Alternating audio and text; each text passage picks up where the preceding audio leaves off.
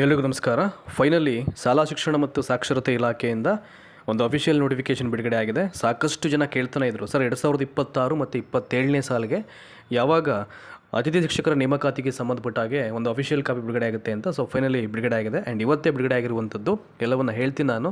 ನಿನ್ನೆಯಷ್ಟೇ PU ಡಿವಿಷನ್ಗೆ ಬಂದಿತ್ತು, ಅಲ್ಲಿ ಅತಿಥಿ ಉಪನ್ಯಾಸಕರ ನೇಮಕ ಮಾಡಲಿಕ್ಕೆ ಸಂಬಂಧಪಟ್ಟ ಹಾಗೆ ನಿನ್ನೆ ಅದ್ರ ಬಗ್ಗೆ ಮಾಹಿತಿ ಕೊಡಬೇಕಾದ್ರೆ ನಾನು ಹೇಳಿದ್ದೆ ಇದು ಬಂತು ಅಂದರೆ ಇಮಿಡಿಯೇಟ್ ಬರುತ್ತೆ ಅಂತ. ಸೊ ಫೈನಲಿ ಇವಾಗ ಎಜುಕೇಷನ್ ಡಿಪಾರ್ಟ್ಮೆಂಟಿಂದ ಇದು ರಿಲೀಸ್ ಆಗಿರುವಂಥದ್ದು. ಸೊ ಟೈಮನ್ನು ವೇಸ್ಟ್ ಮಾಡೋದು ಬೇಡ. ಸೊ ಏನೆಲ್ಲ ಹೇಳಿದ್ರೆ ಎಲ್ಲವನ್ನು ಒಂದು ಕಡೆಯಿಂದ ನಿಮ್ಗೆ ಹೇಳ್ತೀನಿ. ಸೊ ಈ ವರ್ಷದ ಒಂದು ನೋಟಿಫಿಕೇಷನಲ್ಲಿ ಅಲ್ಲಲ್ಲಿ ಸ್ವಲ್ಪ ಚೇಂಜಸ್ ಮಾಡಿದರೆ, ಅದು ಚೇಂಜಸ್ ಮಾಡಿರೋದು ತುಂಬಾ ಒಂದು ಒಳ್ಳೆಯ ಕೆಲಸ. ಅದು ಹೇಳ್ತೀನಿ ಏನು ಚೇಂಜಸ್ ಅಂತ. 2026 ಮತ್ತು 27ನೇ ಶೈಕ್ಷಣಿಕ ಸಾಲಿಗೆ ರಾಜ್ಯದ ಸರ್ಕಾರಿ ಪ್ರಾಥಮಿಕ ಮತ್ತು ಪ್ರೌಢಶಾಲೆಗಳಲ್ಲಿ ಖಾಲಿ ಇರುವ ಬೋಧಕ ಹುದ್ದೆಗಳಿಗೆ ಎದುರಾಗಿ ವಿದ್ಯಾರ್ಥಿಗಳ ಶೈಕ್ಷಣಿಕ ಹಿತದೃಷ್ಟಿಯಿಂದ ತಾತ್ಕಾಲಿಕವಾಗಿ ಅತಿಥಿ ಶಿಕ್ಷಕರನ್ನು ನೇಮಕ ಮಾಡಿಕೊಳ್ಳುವ ಬಗ್ಗೆ ಅಂದ್ಬಿಟ್ಟು ಸಬ್ಜೆಕ್ಟಲ್ಲಿ ಮೆನ್ಷನ್ ಮಾಡಿದ್ದಾರೆ.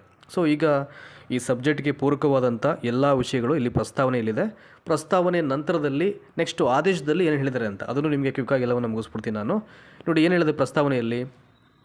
ಮೇಲೆ ಓದಲಾದ ಕ್ರಮಾಂಕ 1ರ ಸರ್ಕಾರದ ಆದೇಶದಲ್ಲಿ 2025 ಮತ್ತು 26ನೇ ಶೈಕ್ಷಣಿಕ ಸಾಲಿಗೆ ಸರ್ಕಾರಿ ಪ್ರಾಥಮಿಕ ಮತ್ತು ಪ್ರೌಢಶಾಲೆಗಳಲ್ಲಿ ಖಾಲಿ ಇರುವ ಶಿಕ್ಷಕರುಗಳ ಹುದ್ದೆಗಳಿಗೆ ಎದುರಾಗಿ ಶೈಕ್ಷಣಿಕ ಹಿತದೃಷ್ಟಿಯಿಂದ ಅತಿಥಿ ಶಿಕ್ಷಕರನ್ನು ತಾತ್ಕಾಲಿಕವಾಗಿ ನೇರ ನೇಮಕಾತಿ ಮೂಲಕ ಭರ್ತಿ ಮಾಡುವವರೆಗೆ ಅಥವಾ ಶೈಕ್ಷಣಿಕ ವರ್ಷದ ಅಂತ್ಯದವರೆಗೆ ಎಂಬ ಷರತ್ತಿಗೆ ಒಳಪಟ್ಟು ಸರ್ಕಾರಿ ಪ್ರಾಥಮಿಕ ಮತ್ತು ಪ್ರೌಢಶಾಲೆಗಳಲ್ಲಿ ಒಟ್ಟು 51,000 ಅತಿಥಿ ಶಿಕ್ಷಕರನ್ನು ತಾತ್ಕಾಲಿಕವಾಗಿ ನೇಮಕ ಮಾಡಿಕೊಳ್ಳಲು ಸರ್ಕಾರವು ಮಂಜೂರಾತಿ ಮಾಡಿ ಆದೇಶವನ್ನು ಮಾಡಲಾಗಿತ್ತು. ಸೊ ಕಳೆದ ವರ್ಷ ಸೇಮ್ ರೇಷಿಯೋ ಚೇಂಜ್ ಆಗಿಲ್ಲ. ಪ್ರೈಮರಿಗೆ 40 ಇತ್ತು, ಹೈಸ್ಕೂಲ್ಗೆ 11 ಇತ್ತು. ಸೊ 51,000 ಇತ್ತು. ಈ ಸಲ ಕೂಡ ಅಷ್ಟೇ ಇದೆ. ಪ್ರೈಮರಿಗೆ 40 ಆ್ಯಂಡ್ ಹೈಸ್ಕೂಲ್ಗೆ 11,000. ಸೊ ಅಲ್ಲಿಗೆ 51,000 ಅತಿಥಿ ಶಿಕ್ಷಕರ ನೇಮಕ ಈ ವರ್ಷವೂ ಕೂಡ ಮಾಡ್ತಾಯಿದ್ದಾರೆ ಅಂತ. ಸೊ ಮೇಲೆ ಓದಲಾದ ಕ್ರಮಾಂಕ 2ರ ಏಕ ಕಡತದಲ್ಲಿ ಆಯುಕ್ತರು ಶಾಲಾ ಶಿಕ್ಷಣ ಇಲಾಖೆ ಬೆಂಗಳೂರು ಇವರು 2026-27ನೇ ಈಗ ಏನು ಸ್ಟಾರ್ಟ್ ಆಗ್ತಾ ಇದೆ ಅಕಾಡೆಮಿಕ್ ಇಯರು ಈ ಸಾಲಿಗೆ ಏಕರೂಪದ ಮಾರ್ಗಸೂಚಿಯನ್ನು ನಿಗದಿಪಡಿಸಿ 2026 ಮೇ ತಿಂಗಳಿನಲ್ಲಿಯೇ, it is very important. Last time June first ವೀಕಲ್ಲಿ ಅಟೆಂಡೆನ್ಸ್ ಕೂಡ ಲಾಸ್ ಆಫ್ ದ ಡೇಲಿ ಏನಾಗ್ತಿದ್ದು, ಒಂದು 3-4 ದಿನ ಇನಿಷಿಯಲ್ ಟೈಮಲ್ಲಿ ಕೊಡಲಿಲ್ಲ. ಆಲ್ಮೋಸ್ಟ್ 5ನೇ ತಾರೀಕಿಂದ ಹಾಜರಾತಿಯನ್ನು ಕೊಡಲಿಕ್ಕೆ ಸ್ಟಾರ್ಟ್ ಮಾಡಿದ್ದು. ಆ್ಯಂಡ್ ಈಗೇನು ಹೇಳಿದರೆ, ಸ್ಕೂಲ್ ಯಾವಾಗ ಸ್ಟಾರ್ಟ್ ಆಗುತ್ತೆ ಉದ್ಘಾಟನೆ ದಿನ ಅಂತ ನೀವೇನು ಹೇಳ್ತೀರ ನೀವು, ಶಾಲಾ ಆರಂಭೋತ್ಸವ ದಿನ ಅಂತ ಅಂದ್ಬಿಟ್ಟು ಅಲ್ಲಿಂದಾನೇ ಇವರಿಗೆ ಹಾಜರಾತಿಯನ್ನು ಕೊಡಲಾಗುತ್ತೆ ಅಂತ. ಅಲ್ಲಿಂದಾನೇ ಆರಂಭ. ಸೊ ಅಲ್ಲಿಂದಾನೇ ಗೆಸ್ಟ್ ಟೀಚರ್ಸನ್ನು ತಗೊಳ್ಳಿ ಅಂತ. ಮೇ ತಿಂಗಳಿನಲ್ಲಿಯೇ ಶಾಲೆಗಳು ಆರಂಭವಾಗದಿದ್ದು, ಅದರಂತೆ 2026-27ನೇ ಸಾಲಲ್ಲಿ ಪೂರ್ವ ನಿಗದಿಯಂತೆ ಶಾಲಾ ಶೈಕ್ಷಣಿಕ ಚಟುವಟಿಕೆಗಳನ್ನು ಪ್ರಾರಂಭಿಸಿ ನಿರ್ವಹಣೆ ಮಾಡಬೇಕಾಗಿದ್ದು ಶಾಲಾ ಪ್ರಾರಂಭದ ದಿನವೇ, ಇಟ್ ಈಸ್ ವೆರಿ ಇಂಪಾರ್ಟೆಂಟ್, ಶಾಲಾ ಪ್ರಾರಂಭದ ದಿನವೇ ಶಾಲೆಗಳಲ್ಲಿ ಖಾಲಿ ಇರತಕ್ಕಂಥ ಬೋಧಕ ಹುದ್ದೆಗಳಿಗೆ ಎದುರಾಗಿ ವಿದ್ಯಾರ್ಥಿಗಳ ಶೈಕ್ಷಣಿಕ ಹಿತದೃಷ್ಟಿಯಿಂದ ಕಾಯಂ ಶಿಕ್ಷಕರ ನೇಮಕವಾಗುವವರೆಗೆ ಅಥವಾ ಶೈಕ್ಷಣಿಕ ವರ್ಷದ ಅಂತ್ಯದವರೆಗೆ ಯಾವುದು ಮೊದಲೋ ಅಲ್ಲಿಯವರೆಗೆ ಶಿಕ್ಷಕರ ಕೊರತೆ ನೀಗಿಸುವ ದೃಷ್ಟಿಯಿಂದ ತಾತ್ಕಾಲಿಕವಾಗಿ ಅತಿಥಿ ಶಿಕ್ಷಕರನ್ನು ನೇಮಕಾತಿ ಮಾಡಿಕೊಳ್ಳುವ ಅನಿವಾರ್ಯತೆ ಇರೋದೇನು ಖಂಡಿತವಾಗ್ಲೂ ಇದೆ. ನೋಡಿ, ಈಗ 51,000 ಅಂತಂದರೆ ಈಗ ಪ್ರೈಮರಿಗೆ 40,000 ಅಂತ ಹೇಳ್ತಾ ಇದ್ದಾರೆ. ಇಡೀ ಎಂಟೈರ್ ಸ್ಟೇಟಲ್ಲಿ ಶಿಕ್ಷಕರ ಒಂದು ಸಮಸ್ಯೆ ಎಷ್ಟಿದೆ ಇಲ್ಲಿ, 65ರಿಂದ ನಿಯರ್ಲಿ 70,000 ಇದೆ ಇಲ್ಲಿ. ಈಗ ಪ್ರೈಮರಿಗೆ 40,000 ಗೆಸ್ಟ್ ಟೀಚರ್ಸ್ ಅಂತ ಕೊಟ್ಟಿದ್ದಾರೆ. ಇನ್ನು ಹೈಸ್ಕೂಲಿಗೆ ಬಂದರೆ 11,000 ಅಂತ. ಸೊ ನೀವೇ ಅರ್ಥ ಮಾಡ್ಕೊಳ್ಳಿ, ಇಷ್ಟು ಹುದ್ದೆಗಳು ಖಾಲಿ ಅಂತ. ಇದಕ್ಕೂ ಮೀರಿ ಹುದ್ದೆಗಳು ಸಾಕಷ್ಟು ಖಾಲಿ ಇದೆ ಎಜುಕೇಷನ್ ಡಿಪಾರ್ಟ್ಮೆಂಟಲ್ಲಿ, ಆಯಿತಾ? ಅದು ನಿಮ್ಮ ಗಮನಕ್ಕಿರಲಿ.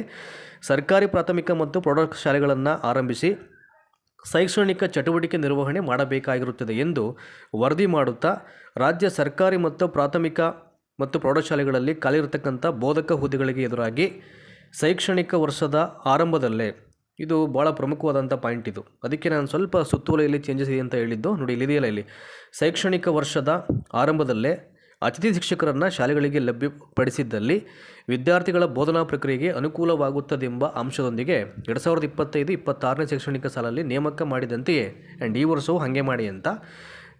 ಸೊ ಅದೇ ರೀತಿ ಕೋರಿ ಸರ್ಕಾರಕ್ಕೆ ಪ್ರಸ್ತಾವನೆಯನ್ನು ಸಲ್ಲಿಸಿದ್ದಾರೆ ಅಂತ. ಸೊ ಈ ಪ್ರಸ್ತಾವನೆಯನ್ನು ಪರಿಶೀಲನೆ ಮಾಡಿದಂಥ ಸರ್ಕಾರ ಈಗ ಯಾವ ರೀತಿ ಆದೇಶವನ್ನು ಮಾಡಿದೆ ನೋಡಿ, ಅದನ್ನು ಇಲ್ಲಿ ಕೊಟ್ಟಿದ್ದಾರೆ. ಈಗ ನೋಡಿ, ಇಲ್ಲಿ ಹಿಯರ್ ವಿ ಗೋ.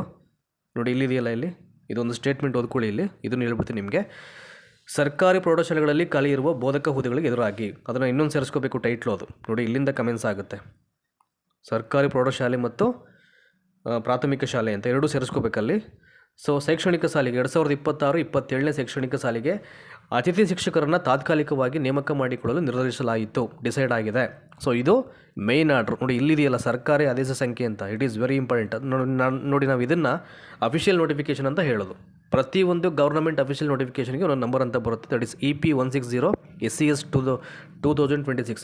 ಕಡೆಯಲ್ಲಿ ಸೊ ಎವ್ರಿ ಇಯರ್ ಪ್ರತಿಯೊಂದು ಅಕಾಡೆಮಿಕ್ ಇಯರ್ನ ವರ್ಷವನ್ನು ಅಲ್ಲಿ ನಮೂದು ಮಾಡಲಾಗಿರುತ್ತೆ. ನೋಡಿ, ಇದು ಇವತ್ತಿನ ಡೇಟು 22/5/2026 ಆಯಿತಾ. ನೋಡಿ, ನೆಕ್ಸ್ಟ್ ಇಲ್ಲಿ ಪ್ರಸ್ತಾವನೆಯಲ್ಲಿ ವಿವರಿಸಿರುವ ಅಂಶಗಳ ಹಿನ್ನೆಲೆಯಲ್ಲಿ 2026-27ನೇ ಶೈಕ್ಷಣಿಕ ಸಾಲಿಗೆ ರಾಜ್ಯದ ಸರ್ಕಾರಿ ಪ್ರಾಥಮಿಕ ಮತ್ತು ಪ್ರೌಢಶಾಲೆಗಳಲ್ಲಿ ಪ್ರಸ್ತುತ ಖಾಲಿ ಇರುವ ಶಿಕ್ಷಕರುಗಳ ಹುದ್ದೆಗಳಿಗೆ ಎದುರಾಗಿ ವಿದ್ಯಾರ್ಥಿಗಳ ಶೈಕ್ಷಣಿಕ ಹಿತದೃಷ್ಟಿಯಿಂದ ಅತಿಥಿ ಶಿಕ್ಷಕರನ್ನು ತಾತ್ಕಾಲಿಕವಾಗಿ ನೇರ ನೇಮಕಾತಿ ಮೂಲಕ ಕಾಯಂ ಶಿಕ್ಷಕರನ್ನು ಭರ್ತಿ ಮಾಡುವವರೆಗೆ ಅಂತ. ಇಲ್ಲಿ ಅರ್ಥ ಮಾಡ್ಕೊಳ್ಳಿ, ಒಂದಷ್ಟು ಪಂಚುಯೇಷನ್ ಮಾರ್ಕ್ಸ್ ಹಾಕಬೇಕಿತ್ತು. ಇಲ್ಲಿ ಸಮ್ವೇರ್ ಕನ್ಫ್ಯೂಸ್. ಇಲ್ಲಿ ಏನಾಗಬೇಕಿತ್ತು, ಸೊ ವಿದ್ಯಾರ್ಥಿಗಳ ಶೈಕ್ಷಣಿಕ ಹಿತದೃಷ್ಟಿಯಿಂದ ಅತಿಥಿ ಶಿಕ್ಷಕರುಗಳನ್ನು ತಾತ್ಕಾಲಿಕವಾಗಿ ಆದಮೇಲೆ ಒಂದು ಕಾಮ ಹಾಕಬೇಕಿತ್ತು. ಇರಲಿ, ತಾತ್ಕಾಲಿಕವಾಗಿ ನೇರ ನೇಮಕಾತಿ ಮೂಲಕ ಕಾಯಂ ಶಿಕ್ಷಕರನ್ನು ಭರ್ತಿ ಮಾಡುವವರೆಗೆ. ಆ್ಯಕ್ಚುಲಿ ಇನ್ನೂ 1-2 ನಿಬಂಧನೆಗಳನ್ನು ಹಾಕ್ಕೊಂಡ್ರು ಏನು ತಪ್ಪಿಲ್ಲ ನೀವು. ನೋಡಿ, ಇಲ್ಲಿ ಗೆಸ್ಟ್ ಟೀಚರ್ಸು ಒಂದು ಶಾಲೆಗೆ ಹೋದ ನಂತರದಲ್ಲಿ ಅವ್ರ ಕೆಲಸ ಹೇಗೆಲ್ಲ ಹೋಗುತ್ತೆ, ಒಂದು ಡೈರೆಕ್ಟ್ ರಿಕ್ರೂಟ್ಮೆಂಟಲ್ಲಿ ಯಾರಾದರೂ ಬಂದಾಗ, ಇನ್ನೊಂದು ಪ್ರಮೋಷನಲ್ಲಿ ನಿಮ್ಮ ಪೋಸ್ಟ್ಗೆ ಯಾರಾದರೂ ಬಂದಾಗ, ಅಥವಾ ಇನ್ನೊಂದು ಟ್ರಾನ್ಸ್ಫರಲ್ಲಿ ಯಾರಾದರೂ ಬಂದಾಗ, ಈ 3 ರೀಸನ್ಸಲ್ಲಿ ಯಾರಾದರೂ ಬಂತು ಅಂತಂದರೆ ಸೊ ಆಟೋಮ್ಯಾಟಿಕಲಿ ನಿಮ್ಮ ಹುದ್ದೆ ಏನಾಗುತ್ತೆ, ಅದು ರದ್ದಾಗುತ್ತೆ. ಅದು ಗೊತ್ತಿರಲಿ ಅದು. ಸೊ ನೆಕ್ಸ್ಟು, ಅಥವಾ ಶೈಕ್ಷಣಿಕ ವರ್ಷದ ಅಂತ್ಯದವರೆಗೆ ಎಂಬ ಷರತ್ತಿಗೆ ಒಳಪಟ್ಟು ಈ ಕೆಳಕಂಡಂತೆ ಅತಿಥಿ ಶಿಕ್ಷಕರನ್ನು ತಾತ್ಕಾಲಿಕವಾಗಿ ನೇಮಕ ಮಾಡಿಕೊಳ್ಳಲು ಸರ್ಕಾರವು ಮಂಜೂರಾತಿ ನೀಡಿ ಆದೇಶವನ್ನು ಮಾಡಿದೆ. ಸೊ 10 months ಡ್ಯೂರೇಷನ್ ಬರುತ್ತೆ ನಿಮಗೆ. ಪೀರಿಯಡ್ ಆಫ್ ಟೈಮ್ ಎಷ್ಟು ಬರುತ್ತೆ, 10 ತಿಂಗಳ ಅವಧಿ, ಅಪ್ ಟು ಜೂನಿಂದ ಮಾರ್ಚ್ ಎಂಡ್ ತನಕ. ನೋಡಿ, ಇಲ್ಲಿ ಪ್ರಾಥಮಿಕ ಶಾಲೆಗಳಲ್ಲಿ ಎಷ್ಟು ಹಂಚಿಕೆಯನ್ನು ಮಾಡಲಾಗಿದೆ, ಇಡೀ ರಾಜ್ಯಕ್ಕೆ ಮಾಡಿರ್ತಕ್ಕಂಥ ಹಂಚಿಕೆ ಇದು. ಕೇವಲ ಒಂದು ಜಿಲ್ಲೆ ಅಥವಾ ಒಂದು ತಾಲೂಕಿಗೆ ಸೀಮಿತವಾದಂಥ ಹಂಚಿಕೆ ಅಲ್ಲ ಇದು. ಎಂಟೈರ್ ಸ್ಟೇಟ್ ಪ್ರಾಥಮಿಕ ಶಾಲೆಗಳು 40,000. ಇನ್ನು ಎಂಟೈರ್ ಸ್ಟೇಟ್ ಪ್ರೈಮರಿ ಹೈಸ್ಕೂಲ್ಸ್ ಬಂದು 11,000. ಒಟ್ಟೆಷ್ಟು ಇಲ್ಲಿ 51,000 ಹುದ್ದೆಗಳನ್ನು ಇಲ್ಲಿ ಕಾಲ್ಫರ್ ಮಾಡಿದ್ದಾರೆ ಈಗ. ಸೊ ಇದಾದ ನಂತರದಲ್ಲಿ ಏನಾಯಿತು, ಈ ಸರ್ಕ್ಯುಲರ್ ಬಂದಾದ ಮೇಲೆ ನೆಕ್ಸ್ಟ್ ಪ್ರೊಸೆಸ್ ಏನು, ಪ್ರತಿಯೊಂದು ಶಾಲೆಗಳು ತಮ್ಮ ಶಾಲೆಯಲ್ಲಿ ಎಷ್ಟೆಷ್ಟು ಹುದ್ದೆಗಳು ಖಾಲಿ ಇದೆ ಅಂತ ಏನು ಮಾಡಬೇಕು, ಬಿ ಒ ಕಚೇರಿಗೆ ಅವರು ಮಾಹಿತಿಯನ್ನು ಕೊಡಬೇಕು. ಸೊ ಅದನ್ನು ನೋಡಿಕೊಂಡು ಮತ್ತೆ ಬಿ ಒ ಅವ್ರು ಏನು ಮಾಡ್ತಾರೆ, ಯಾವ್ಯಾವ ಶಾಲೆಗೆ ಅತ್ಯಗತ್ಯವಾಗಿ ಬೇಕಾಗಿರ್ತಕ್ಕಂಥ ಅತಿಥಿ ಶಿಕ್ಷಕರ ಸಂಖ್ಯೆಯನ್ನು ಅವರು ಒಂದು ಸುತ್ತೋಲೆಯನ್ನು ಬಿಡುಗಡೆ ಮಾಡೋದ್ರ ಮುಖಾಂತರವಾಗಿ ಅದು ಎಲ್ಲ ಶಾಲೆಗೂ ಸರ್ಕ್ಯುಲರನ್ನು ಮಾಡ್ತಾರೆ. ಅಥವಾ ಅದು CRP ಕ್ಲಸ್ಟರ್ ವ್ಯಾಪ್ತಿಗೆ ಹೋಗುತ್ತೆ, ಅಥವಾ ಎಲ್ಲ ಕಡೆ ಗೊತ್ತಾಗುತ್ತೆ ಅದು. ಸೊ ಆ ಕಾಪಿ ಬಂದಾಗ ನಿಮ್ಮ ತಾಲೂಕಿನ ವ್ಯಾಪ್ತಿಯಲ್ಲಿರ್ತಕ್ಕಂಥ ಶಾಲೆಗಳಲ್ಲಿ ಯಾವ್ಯಾವ ಸಬ್ಜೆಕ್ಟ್ಗೆ ಎಷ್ಟೆಷ್ಟು ಹುದ್ದೆಗಳ ಅತಿಥಿ ಶಿಕ್ಷಕರ ಹಂಚಿಕೆಯನ್ನು ಮಾಡಲಾಗಿದೆ ಅಂತ ನಿಮಗೆ ಆಫ್ಟರ್ವರ್ಡ್ಸ್ ಗೊತ್ತಾಗುತ್ತೆ. ಸೊ ಇನ್ನೊಂದು ಕಾಪಿ ಬಿ ಒ ಕಚೇರಿಯಿಂದ ಬರಬೇಕು. ಇದು ಸ್ಟೇಟಿಂದ ಬಂದಿರತಕ್ಕಂಥ ಅಥವಾ ಎಜುಕೇಷನ್ ಡಿಪಾರ್ಟ್ಮೆಂಟಿಂದ ಬಂದಿರತಕ್ಕಂಥ ಕಾಪಿ ಇದು. ಬಟ್ ಮತ್ತೊಂದು ಕಾಪಿ ಬಿ ಒ ಕಚೇರಿಯಿಂದ ಬರುತ್ತೆ ನಿಮಗೆ. ಅದು ಬಂದಾಗ ನಿಮಗೆ ಕ್ಲಿಯರ್ ಕಟ್ಟಾಗಿ ಗೊತ್ತಾಗುತ್ತೆ ಯಾವ್ಯಾವ ಶಾಲೆಯಲ್ಲಿ ಎಷ್ಟೆಷ್ಟು ಹುದ್ದೆಗಳು ಬರುತ್ತೆ ಅಂತ ಅಂದ್ಬಿಟ್ಟು, ಆಯಿತಾ.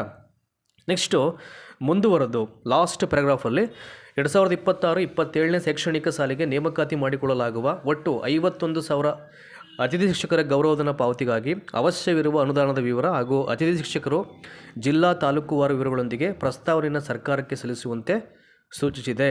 ಸೊ ಶಾಲೆಗಳಿಂದ ಮಾಹಿತಿ ಪಡ್ಕೊಂಡಾದ ಮೇಲೆ ಬಿ ಒಗಳು ಏನು ಮಾಡಬೇಕು, ಮತ್ತು ಅದನ್ನು ಸರ್ಕಾರಕ್ಕೆ ಪ್ರಸ್ತಾವನೆ ಮೂಲಕವಾಗಿ ಅವರು ಸಬ್ಮಿಟ್ ಮಾಡಬೇಕಾಗತ್ತೆ. ಸೊ ಈ ಆದೇಶವನ್ನು ಆರ್ಥಿಕ ಇಲಾಖೆಯ ಟಿಪ್ಪಣಿ ಸಂಖ್ಯೆ ಇವೆಲ್ಲ ಹೇಳಿಕ್ಕೆ ಹೋಗಲ್ಲ ನಾನು, ದಿನಾಂಕ 20/5/2026 ನೀಡಿರತಕ್ಕಂಥ ಸಹಮತಿಯ ಅನ್ವಯ ಹೊರಡಿಸಲಾಗಿದೆ. ಸೊ ಫೈನಲಿ 2026-27ನೇ ಸಾಲಿಗೆ ಪ್ರಾಥಮಿಕ ಮತ್ತು ಪ್ರೌಢಶಾಲೆಗಳಲ್ಲಿ ಕಾದಿರತಕ್ಕಂಥ ಅತಿಥಿ ಶಿಕ್ಷಕರ ನೇಮಕಾತಿಗೆ ಸಂಬಂಧಪಟ್ಟ ಹಾಗೆ ಇವತ್ತು ಬಿಡುಗಡೆ ಆಗಿರತಕ್ಕಂಥ ಅಧಿಕೃತ ಆದೇಶದ ಪ್ರತಿ ಇದು. ತುಂಬ ಜನ ಕೇಳಿದ್ರು, ನಿಮಗೆಲ್ಲ ಡೌಟ್ಸ್ ಕ್ಲಿಯರ್ ಆಗಿದೆ. ಸೊ ಒಂದು ಅರ್ಥ ಮಾಡ್ಕೊಳ್ಳಿ ನಿಮಗೆ. ಸೊ ಈಗ ಮೊನ್ನೆ ಏನಾಗಿತ್ತು, ಈಗ ಲಾಸ್ಟ್ ಫ್ಯೂ ಡೇಸಿಂದ ಫೇಕ್ ಸುದ್ದಿಗಳೆಲ್ಲವೂ ಕೂಡ ವಾಟ್ಸಪ್ಪಲ್ಲಿ ಸ್ಪ್ರೆಡ್ ಆಗ್ತಾಯಿತ್ತು. ಸೊ ನಾನು ಸುಳ್ಳು ಅಂತ 100% ನಾನು ಕ್ಲಿಯರ್ ಕಟ್ಟಾಗಿ ಮೆನ್ಷನ್ ಮಾಡಿದೆ. ನೋಡಿ, ಈಗ ಆನ್ಲೈನ್ ಮುಖಾಂತರ ಅರ್ಜಿ ಇದೆಯಾ, ಇಲ್ಲ, ಅದು ಸುಳ್ಳಾಯ್ತಾ ಅದು. ನೆಕ್ಸ್ಟು TET ಕಂಪಲ್ಸರಿ ಅಂತ ಹೇಳಿದರು, TET ಕಂಪಲ್ಸರಿ ಅಂತ ಇದೆಯಾ ಅಫಿಷಿಯಲ್ ನೋಟಿಫಿಕೇಷನಲ್ಲಿ, ಅದೂ ಇಲ್ಲ, ಅದು ಸುಳ್ಳಾಯ್ತಾ. ಅದಕ್ಕೆ ಹೇಳೋದು, notification it's the main evidence. ನಿಮಗೆ ಅದು ಬರೋ ತನಕ ಸುಮ್ಮನೆ ಇದ್ಬಿಡ್ಬೇಕು ನಾವು. ಆಮೇಲೆ ಆ ಥರ ಏನಾದರೂ ಹಿಂದೆ ಅದು ಇಲಾಖೆ ಅಂದರೆ ಒಂದಷ್ಟು ಎಂಡ್ಸು ಗೊತ್ತಾಗ್ತಾ ಹೋಗುತ್ತೆ. ಸೊ ನಾವು ಖಂಡಿತವಾಗ್ಲೂ ನಿಮ್ಗೆ ಹೇಳೋ ಪ್ರಯತ್ನ ಮಾಡ್ತಾ ಇರ್ತೀವಿ. ಸೊ ಏನು ಸ್ಪ್ರೆಡ್ ಆಗಿತ್ತೋ, ಯಾರೋ ಪುಣ್ಯಾತ್ಮ ಟೈಪ್ ಮಾಡಿದರೆ ಎಲ್ಲವೂ ಕೂಡ ಸುಳ್ಳು ಅಂತ ಈಗ ಸಾಬೀತಾಗಿದೆ.